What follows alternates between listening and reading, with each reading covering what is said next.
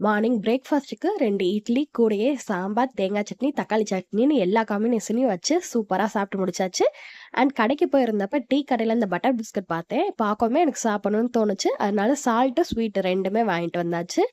And மத்தியானம் லஞ்சுக்கு எனக்கு கொஞ்சம் கோல்டா இருந்தனால, என் தங்கச்சி உனக்கு நான் காரச்சாரமா மட்டன் கிரேவி செஞ்சு தரேன் அப்படின்ட்டு மட்டன் கிரேவி செஞ்சிருந்தா செம்ம காரமா இருந்துச்சு. சாப்பிட்டது நல்லா இருந்துச்சு.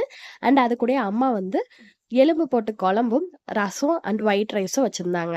அண்ட் ஈவினிங் அப்பா வந்து ஆட்டுக்கால் போட்டு நல்லா சூப் ஒண்ணு வச்சு குடுத்தாங்க. ஏன்னா கோல்டுக்கு குடிக்க நல்லா இருக்கும்ல அப்படின்னு.